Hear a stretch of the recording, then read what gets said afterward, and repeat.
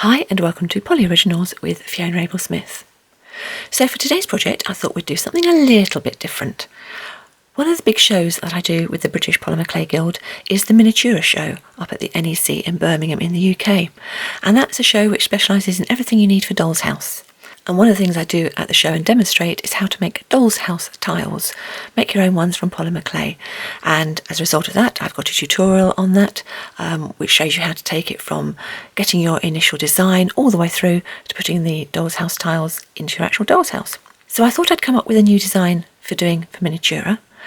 And why not film it whilst I'm doing it, because it's going to be a new polymer clay cane. However, most of you I know aren't going to be wanting to do doll's house tiles. So instead of that, I thought we'd make ourselves some little tile jewellery. So I've got a couple of options here. This is the design I'm going to go for today because this is what I'm going to be doing for the tiles to go up to Miniatura. But you know me, I like my bright colours as well. So I'm just doing this one as well, which I will show you at the end to show you the different colour ways you can put it in. And this is what we're going to do today, to make a pendant, a tiled pendant with polymer clay tiles. So let's go through the equipment we need to start. So equipment-wise, we don't need too much for today's session. We need a polymer clay blade, a craft knife, a couple of rollers is good, different sizes, it's handy for when we actually make the cane. Similarly, a couple of different size knitting needles, long or short doesn't matter, but they're handy just to make grooves. If you want to make a pendant or do a design, then you'll need some form of cutter. I'm just using this nice shaped cutter here, and because I want to have it slightly curved, I'm just going to use a mould, so when I bake it I can lay it on the side of that.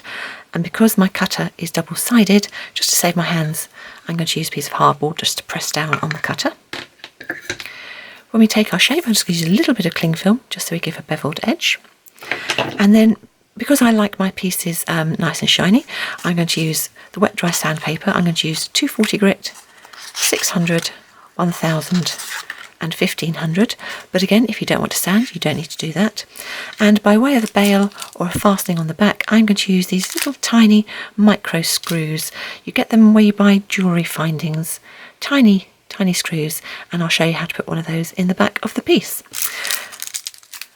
As always, when we're reducing our cane, we want to get it to a certain size, so I like to use a measuring sheet, and this one is freely downloadable from www.printablepaper.net, and it's the 4 squares to an inch measuring sheet.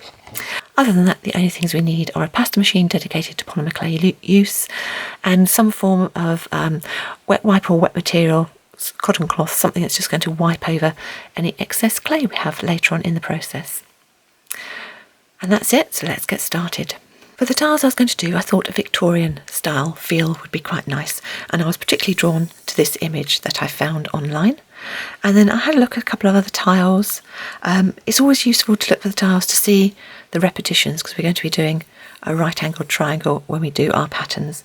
And this one I particularly pulled out because I love this shape that it creates when you put the 4 tiles together. So I'm sort of going to go along the scheme for this one, but adding in elements of this and possibly little bits of that one as well. So this is what I've done. I've created something that's very basic. It's just going to give me a rough guide. It's not going to be completely exactly like this because, as you know, clay moves slightly when we have fun and start messing it around, but I'm very aware of keeping it quite big because, and the pattern's quite broad, because when this gets really sort of put into miniature, and these tiles, they're going to be half an inch square when I make them up into doll's house tiles, and they really are going to be quite small.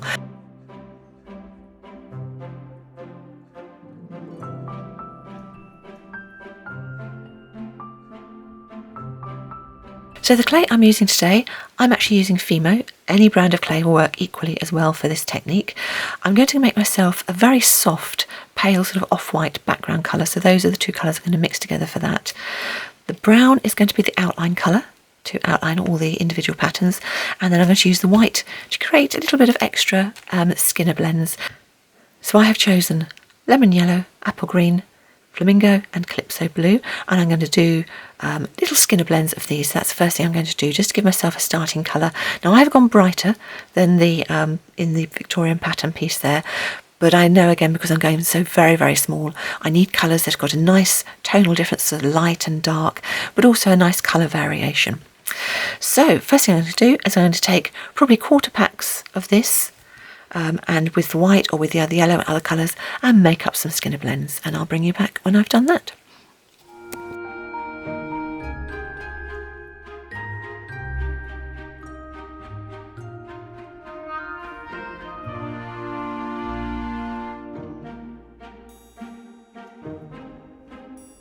So I've conditioned all my clays in quarter pack sizes. Just laid them all out ready to use, put them through on a medium setting of my pasta machine, sort of setting number 3. And then I've also made up some Skinner blends. So I've done yellow to white, flamingo to white, calypso blue to apple green, the yellow to flamingo, and the yellow to green. And I've just annotated some notes on my little thing as to what colour we're going to do, and I'm going to start with this one, which are going to be these 2 Skinner blends.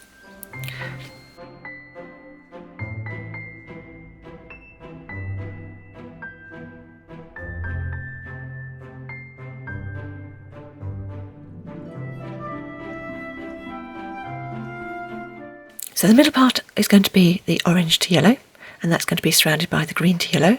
The little dots in the middle are going to be calypso blue, and the surround we are going to have as the brown.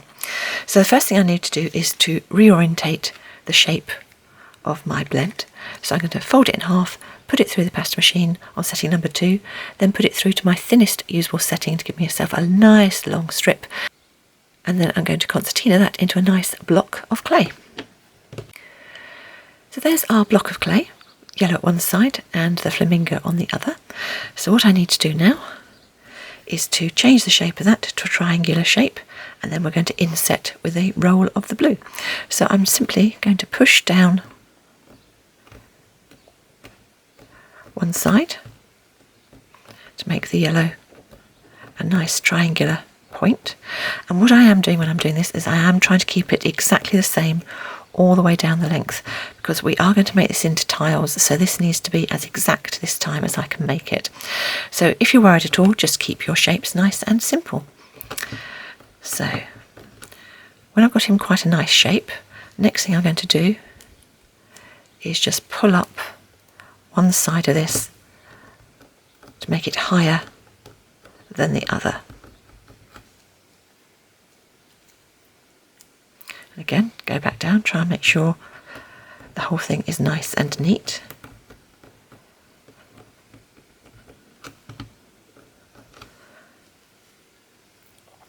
And then we have just got one side higher than the other. So what we need to do now is to chop down through, create a channel to put in our blue insert. So with a tissue blade, I'm going to look and watch and sort of just rock the blade as I'm going, put it all the way through. Try and keep it the same from top to bottom. So I'm just swerving from side to side, looking as I cut it down to make sure I'm keeping it as neat as I possibly can. Then with our roller, we're just going to press down to create a channel on that side, and press in to create a channel on that side with some of the blue clay. Just going to roll it up into a log, make sure there's no air trapped inside.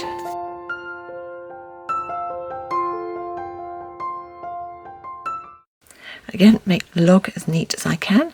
Just going to sit him inside.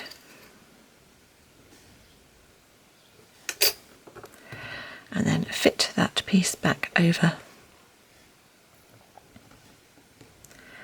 where he fitted on.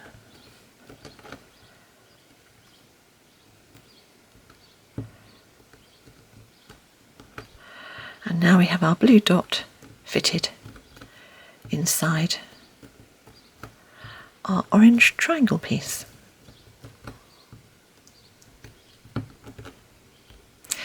I want to wrap the whole thing in a thin layer of brown, so my brown's not far off the size I want, but it's on quite a thick setting. I'm just going to pull that ever so slightly wider.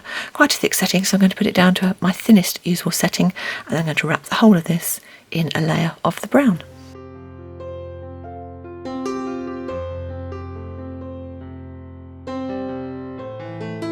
Now I'm not worried about the ends being ragged, because I know I need to reduce this down now that I've got it covered in the brown. because I actually need, this is the middle bit here, I actually need 2 of these, one larger than the other. And I want to do this till it gets to just under 3 inches in length. So I'll then chop off 1.5 inches. That'll be our big piece. I'm just going to reshape it slightly. Make sure, as I say, it's the same top and bottom. And then this piece, again, just pull out to this one too, is just over 1.5 inches.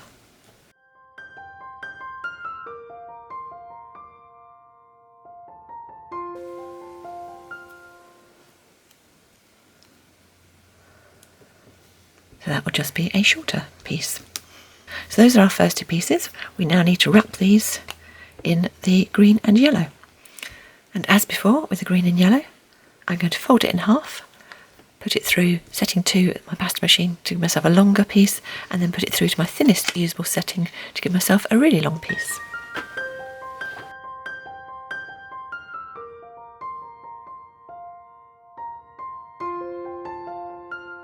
And now I need this block to be that same 1.5 inches height as our other pieces are. Once I've got it roughly the right height, I'm going to chop this into 4 slices.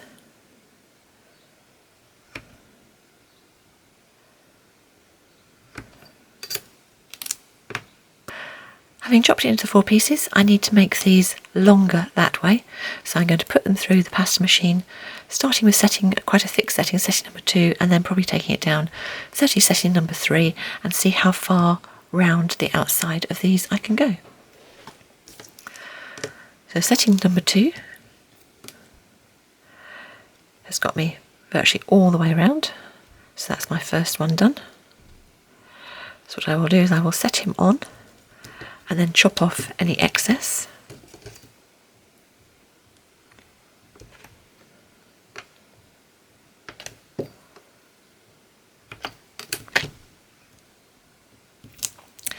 And then repeat with these others.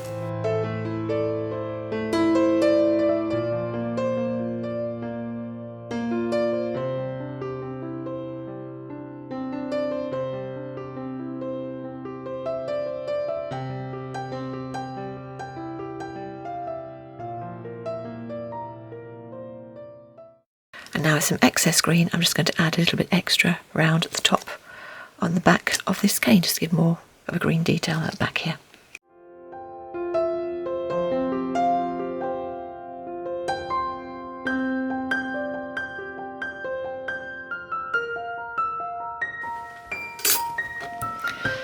And now we've got the rough shape done, we can start adding a few more details.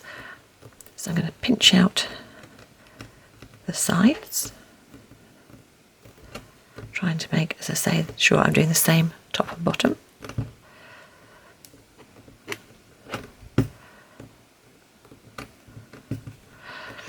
If we can, we will take our roller, press in down the side, see if we can create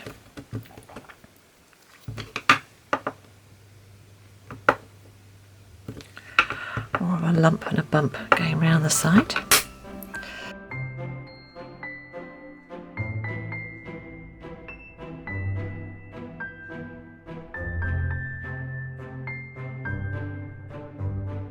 And when we're relatively happy, we will take some more of this thinnest layer of the clay.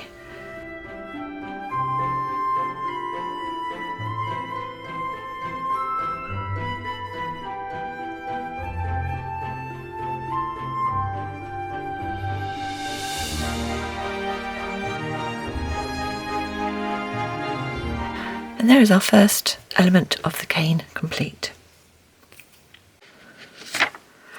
So for this one, we're going to do the flamingo and white. We're going to have blue bits in the middle, a band of white, and then yellow going around the outside. So I've already done the skinny blend with the flamingo and white, exactly the same as before. Back through the same setting to give myself a longer piece, and then back through thinnest usable setting to give a very long piece.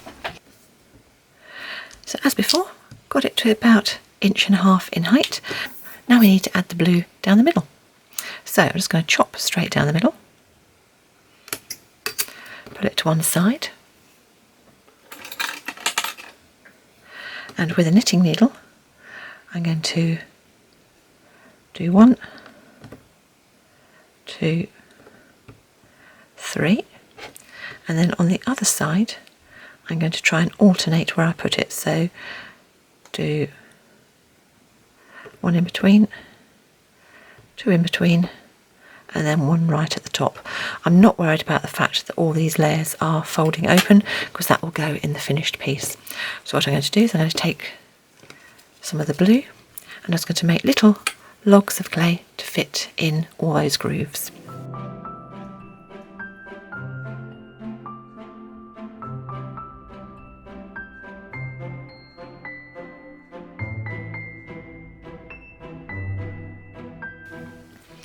And then we'll just chop a piece the right width, put it through a thin setting that way down,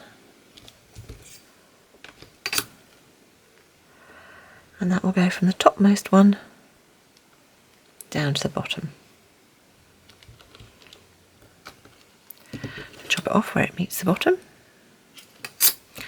and then put the two sides together, hopefully in such a way that they'll actually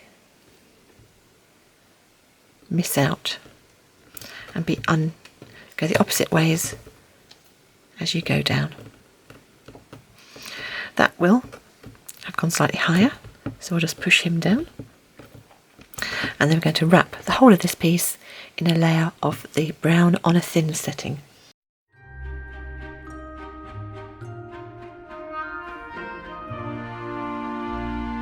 So that's the middle bit of our cane.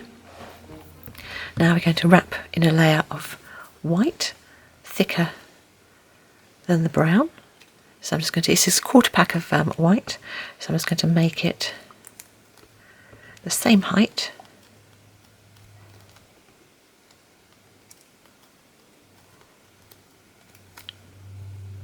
And then we'll put it through as thick a setting as we can get to wrap the whole way around. That's on setting 2, so that will just about do.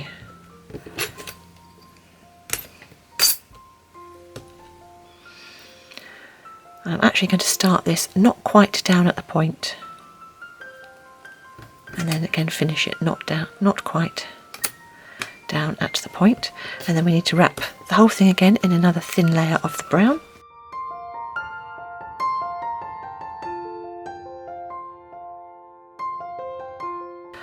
And now we're going to take a 1/4 pack of the yellow, roll it into a sausage, cover that in a layer of the brown, and then we're going to add little rounds all the way around the outside of this cane.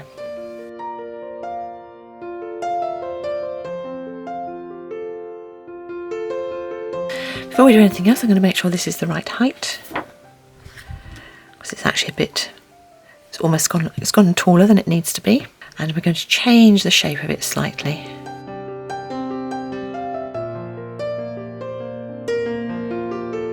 So now we're at the stage where we can cover all of the outside in these little yellow rounds.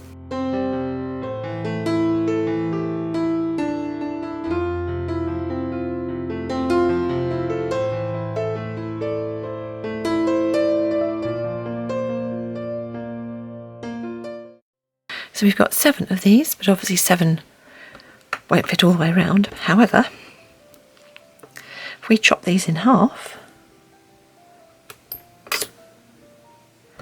and start from the top point, we can go round until we've got just as far as 7 will take us.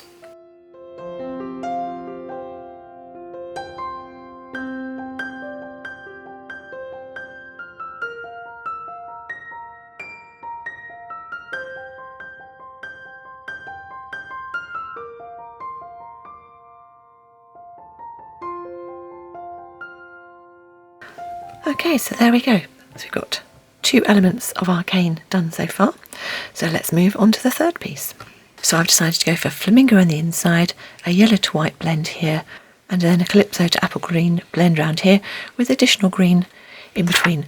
I'm going to start with the yellow and white and then move on to the Calypso and green and do exactly the same with both of these as we've done before. Fold them in half, put them into the long, thinnest usable piece I've got, and then concertina them up to get them into blocks, and I'll bring you back when I've done that with both of those pieces. Having done the yellow and white block, I realised that I was going to need more of the green and Calypso blue, so I did half as much again and added it all in and put up a great big Skinner blend, and I've just put that into a concertina block as well. So the next thing we need to do is take some of our flamingo, wrap it in brown, insert that into the yellow and white. Once we've got the shape we like of that, wrap that in brown, cut this in half, create a groove that this will then sit in, sit that in there, and again cover the whole thing in brown. So I will fast forward through that process.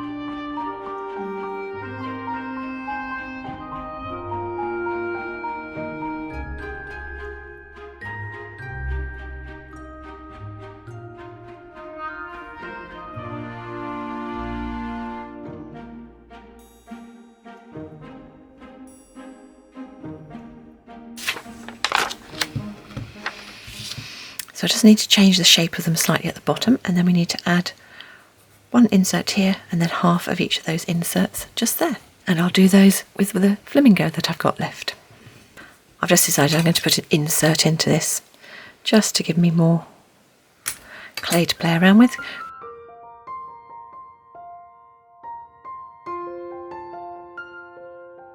And now I need to reduce this until it is twice the length or the height of this piece.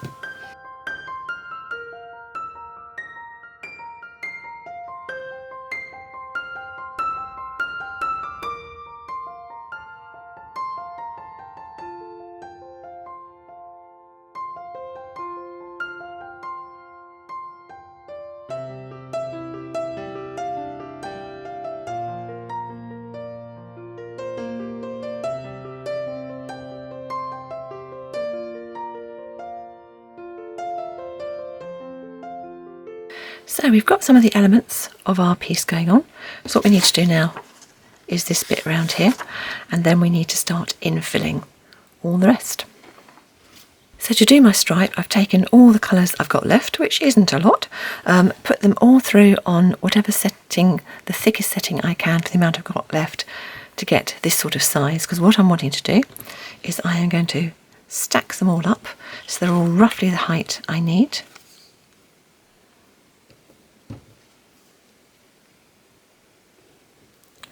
Pull that one slightly so it's roughly the same height, and then we will cut it in half.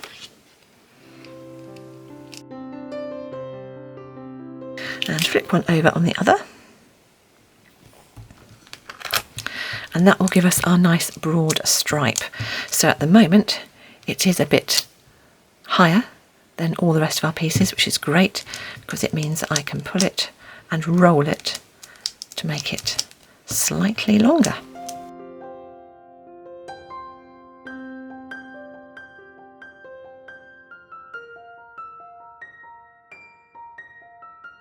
I chop mainly through the top so you can see roughly the look we've got, and then to replicate this we're going to curl it, but to replicate that joint there I'm going to curl it round as if it was going off, chop straight down, and then when you turn your other piece the other way up, I know this end still looks ragged, but if you marry those stripes, you will then have a piece that turns where you need it to. So now we can start backfilling with all the black clay, and I will change the shape of these slightly and the height of them slightly depending on how much we need to fill in, because at the moment, particularly this large one, I think we need to reduce him down slightly, otherwise we're never going to get our nice triangular shape. And this is the piece I'm going to use as my sizing piece, if you like, to make sure that all the rest fit in with that.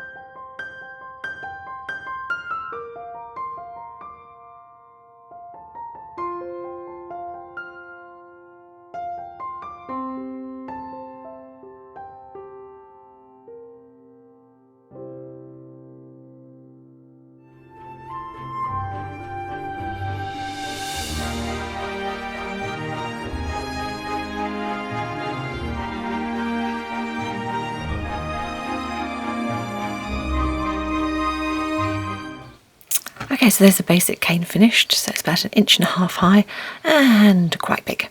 And it also is not quite the shape I wanted. Obviously, I want a right angle triangle, And although we've roughly got my right angle here, this bit needs to come out quite a lot further this way. So I will now start reducing this, and I'm going to reduce it by turning it on its side, pulling it longer, particularly at the points, turning it, pulling it, turning it, pulling it, and I will also try and make the shape more what I want. When I've got it just about wide enough that I can cut 2 even pieces and put it together as a square, I will do, and then of course we can reduce it much more easily in a square cane. So I will start reducing it. I will of course fast forward through this because you don't want to watch the boringness of reducing the cane, but hopefully it won't be too bad if I speed it up, and I will bring you back at the point at which we cut through and start to put it together in a square.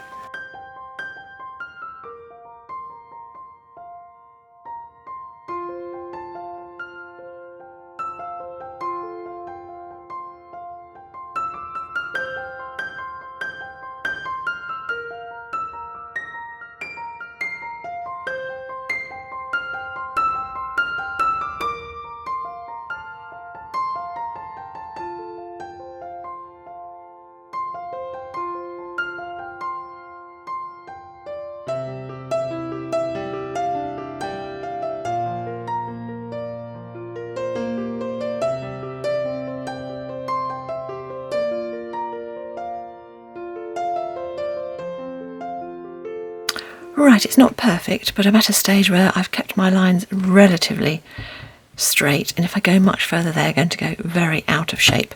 So I'm going to cut down through, see what we've got, and then put it together as a square cane.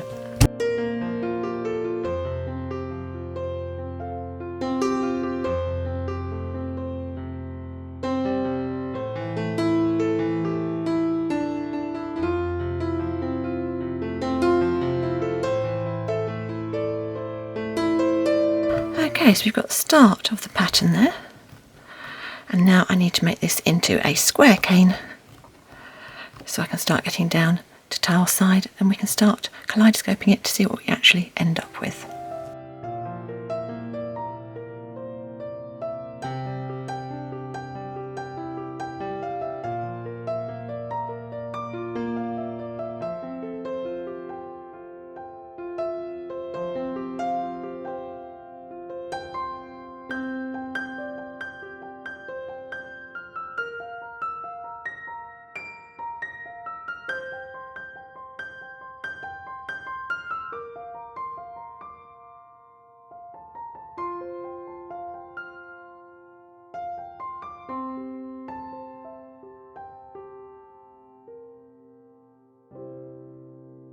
Well, I'm not the most patient of people, so I reduced it down to 3/4 of an inch square, very roughly, and then kaleidoscoped it just to see what the pattern would be.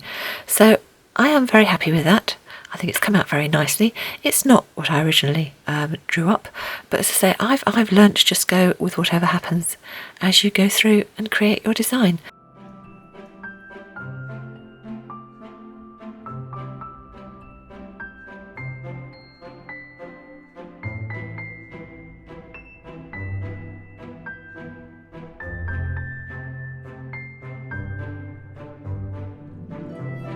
So I've reduced the cane down till it's about 3/4 of an inch going across all the sides, and now what I'm going to do is I'm going to take 9 thinnish slices, although the important thing with the slices is to be consistent.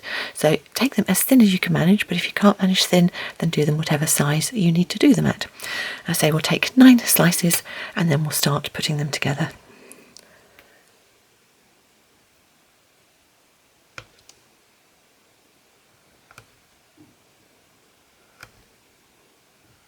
What generally happens when you cut your slices is that they become slightly distorted. So we're going to even them up by putting them on your measuring sheet, and with the blunt side of your just manipulate them until they go back to being lovely square shapes, and do that with all 9 pieces. I've taken some of the end bits of the clay, some of the sort of end off bits, and I've put them all together to create a new sheet of a different colour, and I've put this through on setting number 3, so medium setting of my pasta machine, and it's big enough to take all 9 of my pieces. And what I'm going to do then is just very carefully layer them all up. And the other thing you can do, again with the blunt end is as you put them on, so you can neaten them up. It depends how neat you want to be at this stage, so whatever feels comfortable for you to do. And we are going to leave, can you see, we're leaving gaps in between them. Now the important thing is to make sure the gaps are nice and even. So again, whatever's comfortable for you as a gap, do the same for all 9 pieces.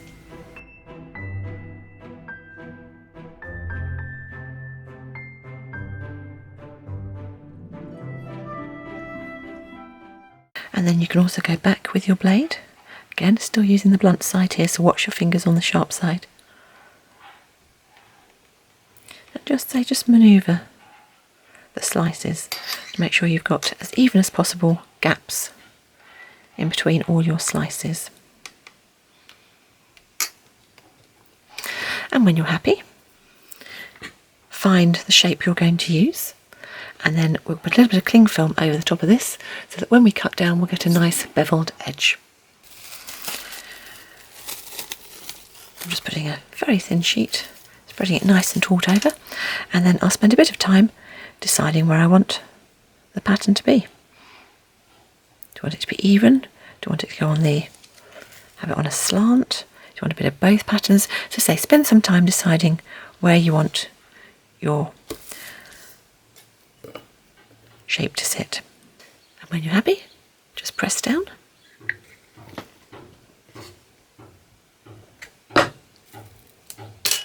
And remove the excess. So I'm now going to take this off the sheet there, and then I'm going to curve that over some form of domed support. So I'm just going to use a little metal bowl. And of course, when I curve it over, it's going to open out some of the gaps more. So I need to go back in with the blunt side of my tissue blade and just neaten up any of the gaps. Again, it doesn't really matter how big they are as long as they're all the same, because we want to make this look a little bit like tiled work.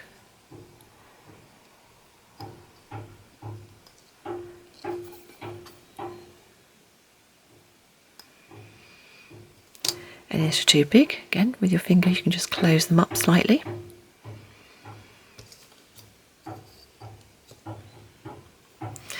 And when you're happy, bake according to the manufacturer's instructions for the brand of clay you are using.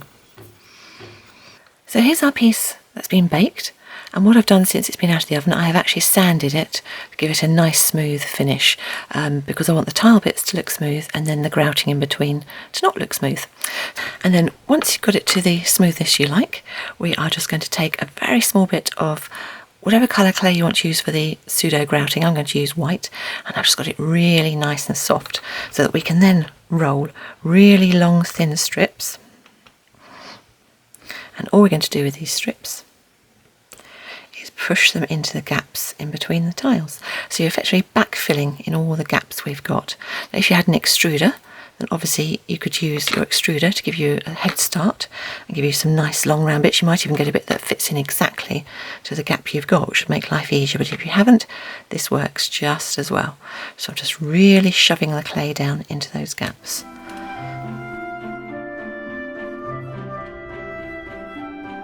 And then once I have it in fairly good, I'm going to, with my knitting needle, push it down even further to make sure I have really filled those gaps. So I'll spend a bit of time just doing that and bring you back when that is all done. So when you've got it as full as you can, then we're just going to take off the excess with our craft knife. This is another reason where sanding first makes life easier for us. You'll be able to pull off most of the excess.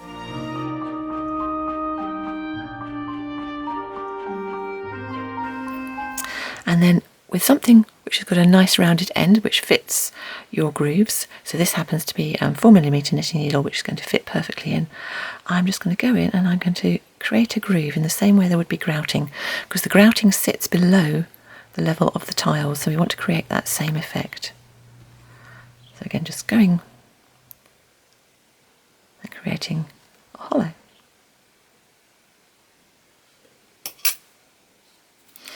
And then last but not least, getting rid of all your spare clay, with some form of wet cloth. I'm actually using a wet wipe, but a wet cloth would do just as well. rub away all of the excess clay from off your nice smooth tiles.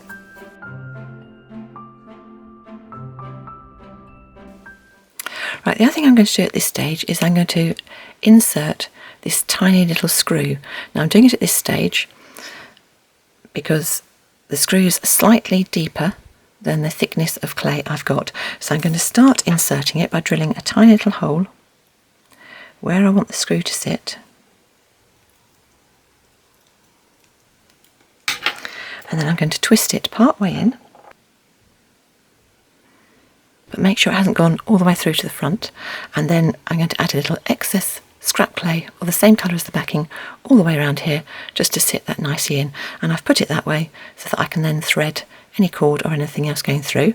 Although if you wanted a jump ring, you would of course put it that way on to add a jump ring so that that could go around. So do whatever you want to do for your particular back of the pendant.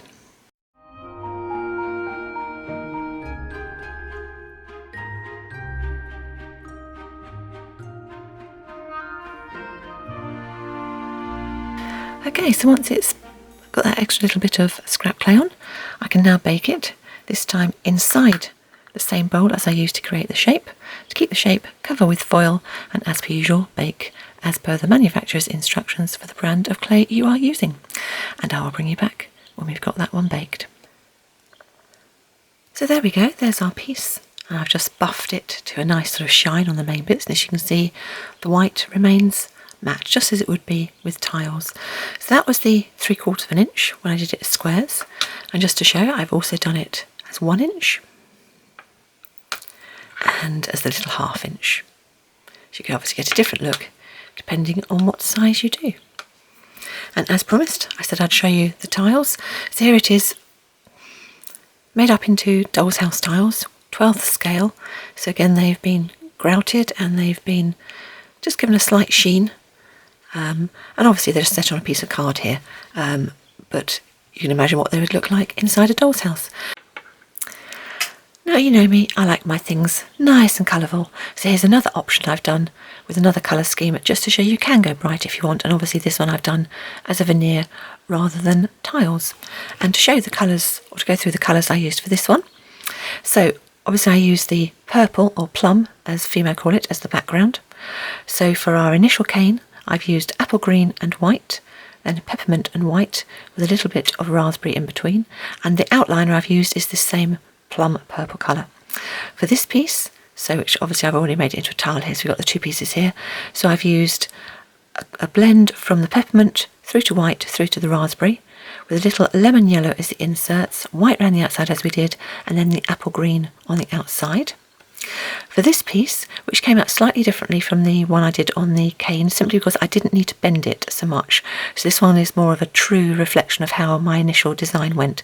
I've done the raspberry into white into peppermint on the outer bit here, and then the raspberry into the lemon yellow on the inner bit, white on the inside, and then we've got a little blend here from the apple green into the yellow. And then for the stripe going through, obviously on this one I could do a light stripe, so I've actually got a little bit of the peppermint, tiny bit of the raspberry, and mainly all white going down the middle. So that gives you a different look, a much brighter image, but again you could cane this up, or as I showed you right at the start, make this one into your own form of cane jewellery. And for the grouting of this one I've used off-white because I didn't want to take away from the nice white outline we've got in the tile. So there we go, lots of different options for you, all making tiles from polymer clay and then adding them onto jewellery, and I just think it gives a nice different look, particularly with the grouting in between. I hope you enjoyed that video, and thank you as always for those who subscribe, I really do appreciate it. Thank you so much for watching, and I'll see you next time. Bye for now.